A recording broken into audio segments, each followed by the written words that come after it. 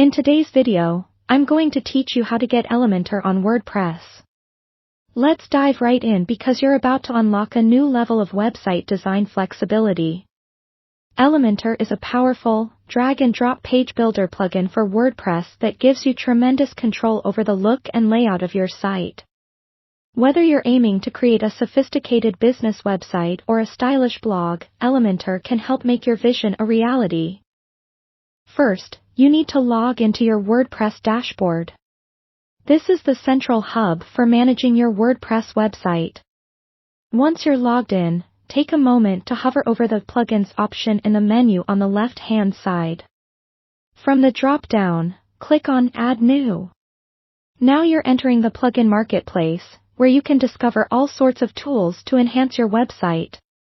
In the search bar located on the upper right corner, type in Elementor. It might take a few seconds, but soon you'll see a list of results. Look for Elementor Website Builder, identified by its distinct purple icon. This is the plugin we want to install, as it's the official tool we'll need to truly customize your site. To install Elementor, simply click the Install Now button next to its listing. Your WordPress will work its magic for a few moments as it downloads and installs the plugin onto your site. Once that step is complete, the same button you clicked before will now say Activate. Click it. Activating Elementor is crucial as it allows you to start using its features immediately. With Elementor activated, you'll notice a new menu item titled Elementor on the left side of your dashboard.